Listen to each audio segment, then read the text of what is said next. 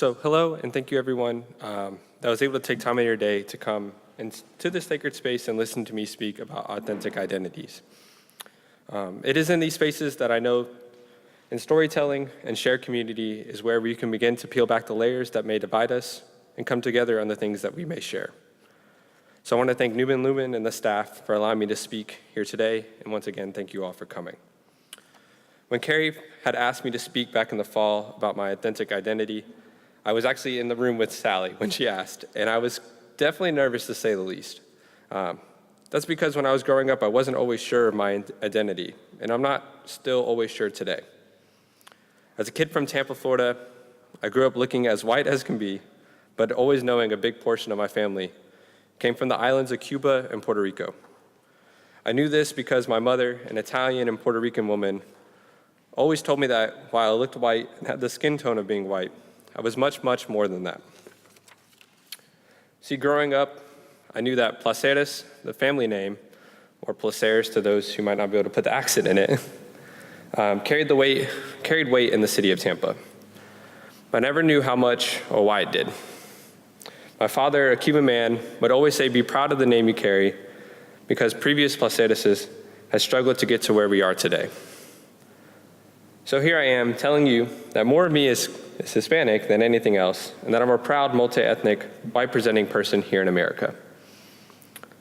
But let me go back to when Carrie first asked me to speak. She said, speak about your authentic identity.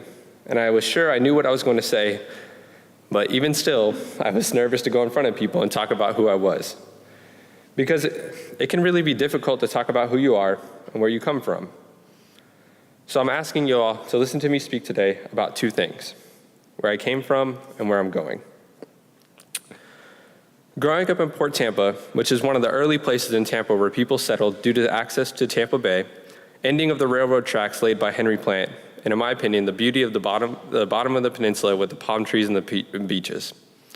I grew up one block north of Gandy Boulevard, or as the city knows it as south of Gandy, which is a heavily segregated area and now gentrified area of Tampa. My mother would say I was born in the 5- and 6-year-old room of the Boys and Girls Club. As you could tell from my piece, the Boys and Girls Club was my home. My older brother was a club kid. I practically lived in that club because of the ties it had to my family and the ties that my family had to the community. You'll notice that where I came from will be almost exclusively tied to this place because I did everything to support the club, our community, and because when I would struggle, the club would be there for me, and when the club or community would struggle, we were there for them. If you're not aware of what a Boys and Girls Club is, well, it's kind of the opposite of YMCA. It was founded in 1860 by 3 women in Hartford, Connecticut. It was started as a way to get kids off the streets and ironically enjoy coffee and tea or cake. With extremely positive reactions from the boys that attended, the Dashaway Club was founded the first boys club in America. In 1903, the first all-African-American club was founded in Philadelphia, and between 1903 and 1920, similar clubs were founded throughout New York down to Georgia with an emphasis on the Northeast. Let me tell you anecdotally, if you haven't been to the Boys and Girls Club, it's a safe space for kids and their families of the community from every marginalized background in whatever neighborhood in America.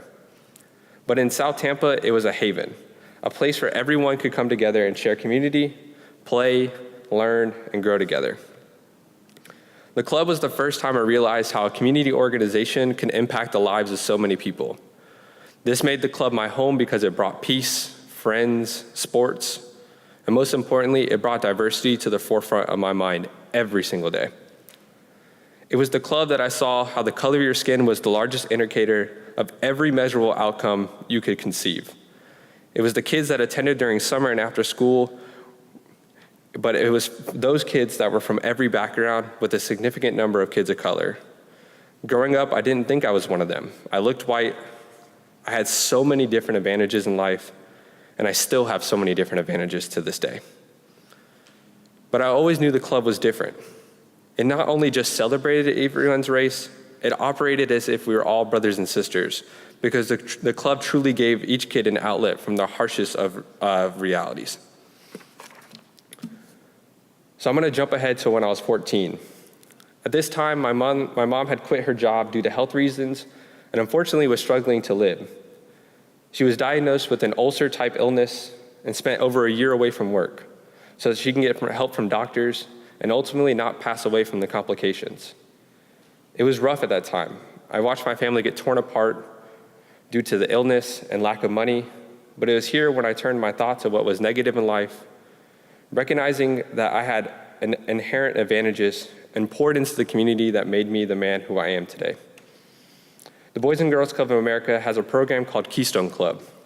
It's a civil service and leadership organization for teens to form community within themselves and create opportunities for the younger kids in the club and the community.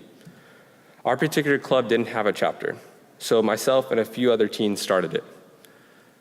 We honestly didn't know what it meant to give back, because as we grew up, the community almost exclusively gave to us.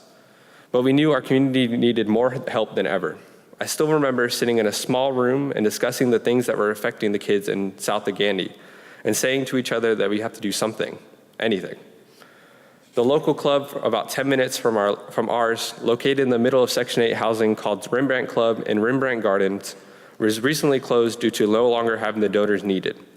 And we knew those kids needed support and a new place to call home.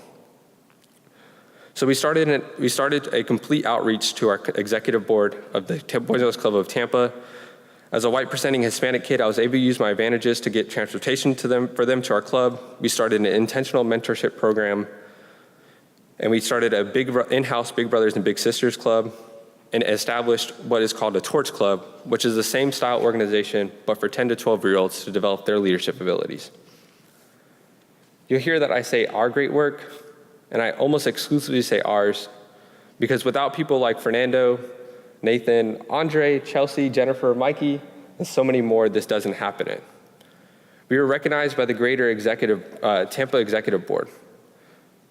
Because I knew that I had to make connections with the wealth, I had to present in a different manner.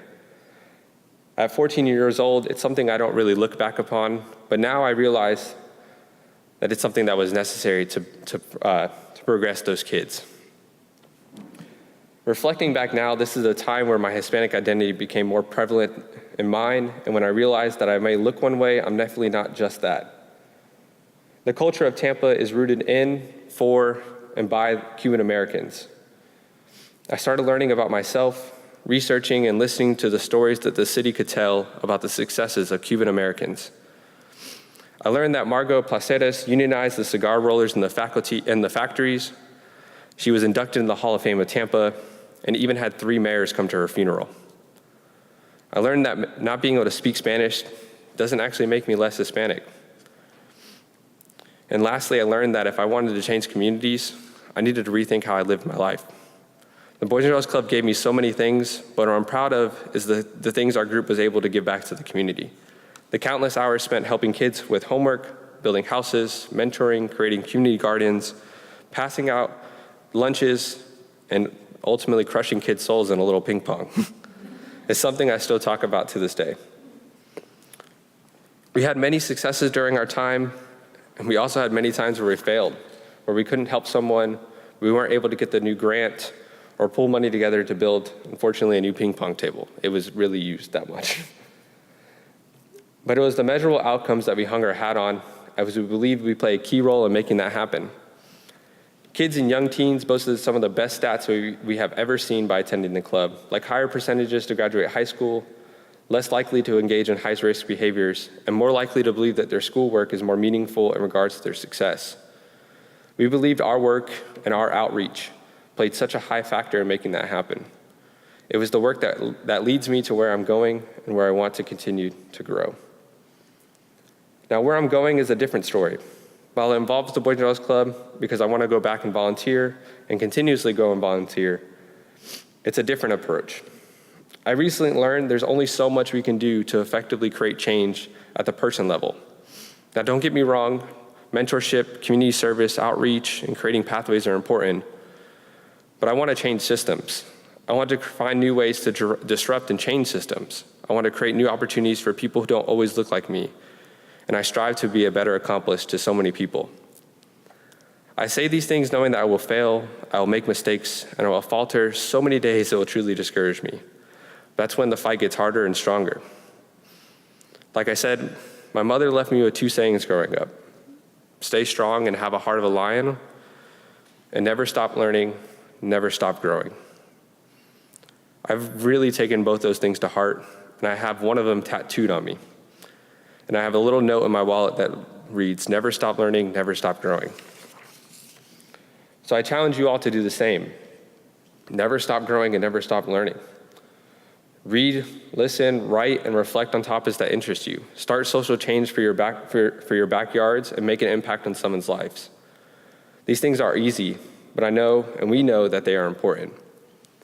We live in a society that constantly bogs us down or makes us question what we can achieve. It's important that we do more and say more because someone is counting on us.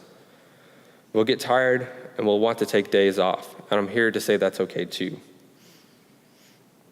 I wouldn't be doing this topic justice or carry any justice without saying the identities that I hold near to my heart are the ones that are most salient to me.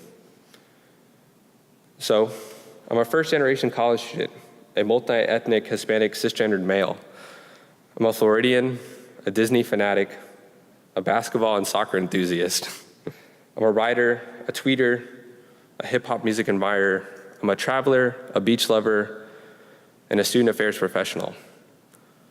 I'm a social justice ally, and well, most importantly, I'm me. So before we go, I want to leave you all with one last thing. For those who are still discovering their true, most authentic identity, just know I'm on that path with you. And I've learned that you don't have to do it alone. You can author your own path, but you don't have to author it by yourself. And before we go, I have one last song. Katie will laugh because it's an Imagine Dragons song, and I play it all the time. So once again, thanks for coming, listening to me speak, and have a great rest of your day.